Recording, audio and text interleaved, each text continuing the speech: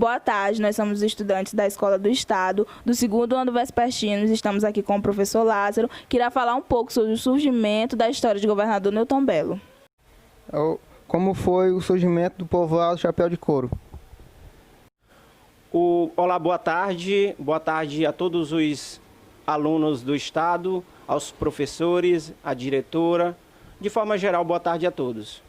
O surgimento do povoado Chapéu de Couro é bem interessante.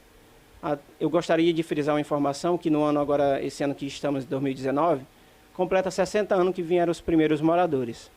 E o surgimento foi mais ou menos assim. As pessoas que moravam em outras localidades, que vieram primeiro, dos primeiros moradores que vieram para cá, ouviram dizer que passaria uma estrada por aqui, por essa região, que ia para o Pará. E as pessoas começaram a ouvir isso, e aí vieram conhecer, e aí viram que a terra era boa de se plantar, de colher, e aí quando eles vieram, já estava aquela lagação, como dizem, né? Aquela lagação no meio da mata, que seria futuramente a BR-316. Os primeiros moradores souberam disso e vieram para essa localidade. E aí começaram a morar aqui, começaram a vir aqui, chegar aqui esses primeiros moradores e se deram bem. Segundo informações, todos os dias chegava moradores de várias regiões do Maranhão, do estado do Piauí, do estado do Ceará, vindo para cá, para essa região, porque era uma região que tinha muita mata, né? Tinha muita floresta, muita caça, e também era uma terra boa de se plantar. Foi a partir daí que vieram os primeiros moradores, e aí surge o povoado Chapéu de Couro. Exatamente, mais ou menos aí no ano de 1959, chegaram os primeiros moradores. No ano de 1960, vieram muitos moradores, até que, como eu falei, vinha quase todos os dias, chegavam moradores para cá. Nos anos subsequentes, 1961, 62, vieram muitos moradores. E aí o povoado foi crescendo, e hoje se encontra cidade de Governador Newton Bello. Como surgiu a origem do nome Chapéu de Couro? A origem do nome Chapéu de Couro é bem interessante. Nós investigando essa história descobrimos que o surgimento desse nome vem exatamente de um homem que ele não é o primeiro morador, ou não é considerado o primeiro morador. O nome dele é Raimundo Coelho Filho, se não me engano, e ele usava um chapéu de couro. Ele tinha um hábito de usar um chapéu de couro.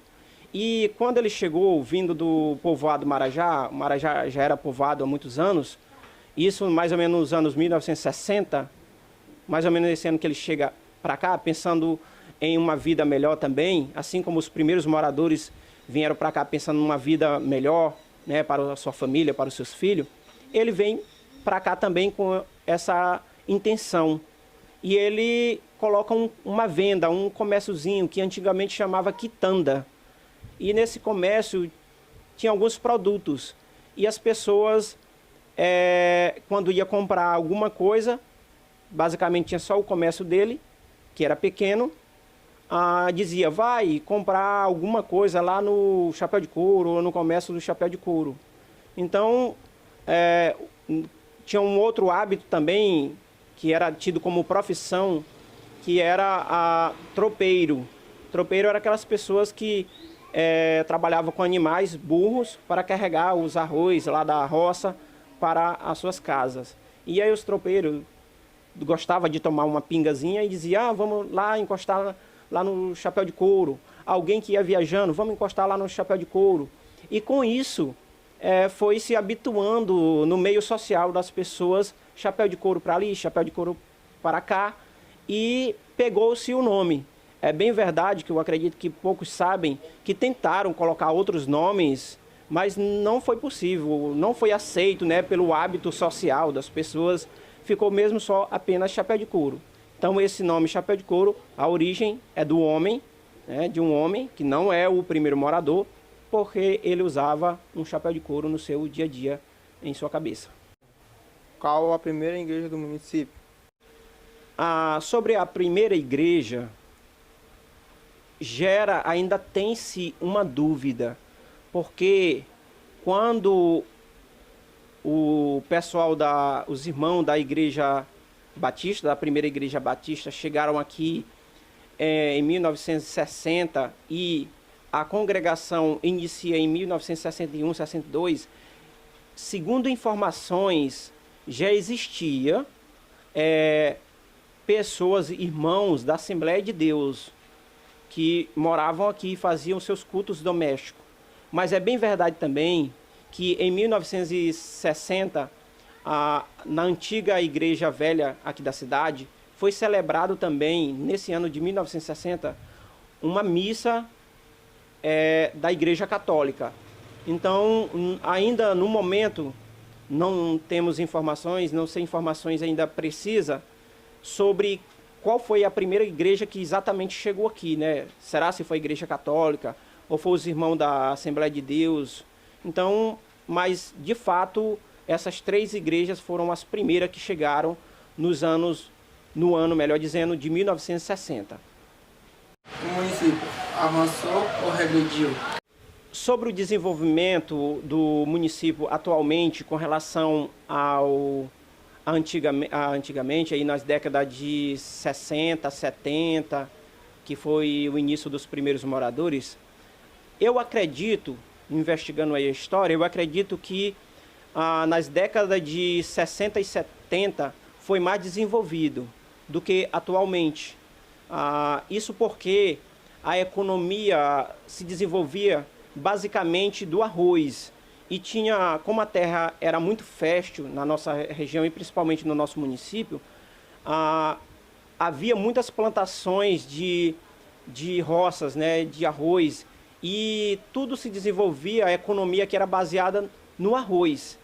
E naquela época também tinha muitos armazéns que vendia tecido, sapataria, muitas farmácias, e tinha até um pequeno hotel, tinha também uma agência de venda de passagem de ônibus. Então, eu creio que naquela época era mais desenvolvido, tinha mais movimento. Chegou até um momento de aqui ser uma espécie de polo. As pessoas de Zedoca e algumas regiões mais próximas virem para cá, fazer compra, vender. Tinha o período do queima, né, que eram as promoções, e tinha muito desenvolvimento. Tem até uma rua que hoje chama Eufrásio, Rua Eufrásio, parece José Eufrásio. Na época era chamada Rua do Comércio, porque era muitos comércios que tinha na época. Por outro lado, sobre infraestrutura não tínhamos, até porque nós éramos, aqui ainda era povoado o município de Monção e depois o município de Zedoca. Hoje, atualmente, não tem tanto esse desenvolvimento, apesar de termos uma administração independente, mas hoje as pessoas dependem apenas da administração, né, da prefeitura, os empregos, do Bolsa Família e dos aposentos. Sem isso, não tem mais outra coisa. E eu creio que na época era mais desenvolvido do que agora. Esse desenvolvimento, eu aqui me refiro à questão econômica. Quando se refere para a questão educação, a infraestrutura, segurança, saúde, hoje está melhor. Porque hoje nós temos hospitais, temos médicos, hoje nós temos uma administração, hoje nós temos uma educação, creio que é melhor do que antigamente. E temos uma infraestrutura, temos iluminação pública, segurança. Naquela época também tinha segurança, mas não tanto como agora. Mas no sentido econômico, antigamente era mais desenvolvido, sem dúvida, do que atualmente. Quem foi Ambrosina? Sobre a diretora Ambrosina, eu fui aluno daquela escola nos anos de 2002 a 2005, aproximadamente. Fui aluno daquela escola. Eu sou orgulhoso de já ter trabalhado como professor daquela escola, mas não como ela sendo a diretora. Sobre ela, como diretora, a dona Ambrosina, era uma diretora que tinha muita responsabilidade. Ela sabia o que fazia, ela sabia do que estava fazendo, e uma mulher de muita dignidade, de muito respeito na sociedade, com os alunos. Mas houve alguns pontos que eu acho que deveria ter sido melhor na gestão dela, que também não só dependia dela, mas como ela era responsável pela escola, eu acredito que a escola não se desenvolveu educacionalmente falando como deveria. Não é à toa que no período dela poucos alunos entraram na universidade. Não estou aqui imputando a ela a culpa disso. Claro que isso aí depende do sistema, depende dos governos estaduais, né? Dos municipais, mas principalmente do governo estadual. Mas ela, segundo informações, acho que ela trabalhou uns 30 anos lá naquela escola. Ela teve muito respeito mesmo pelos professores, pelos alunos. Ela tratava todo com respeito e as coisas eram bem organizadas. Não tinha bagunça na sala. Não estou dizendo que hoje tem nada a ver com isso, mas ela era muito responsável na função de diretora. Mas é aquilo que eu falei, né? Faltou alguma coisa que eu não imputo a ela, essa questão do desenvolvimento da educação. Eu acho que a culpa foi do Estado e ela, infelizmente, estava na frente da escola e faltou muito isso, né? O desenvolvimento educacional na parte dos professores e dos alunos. Eu lembro que na época faltava muito professores e eu não posso também imputar isso a ela, porque não é ela que pagava os professores, não era ela a governadora do estado do Maranhão, nem governador. Então, na época, faltava muitos professores.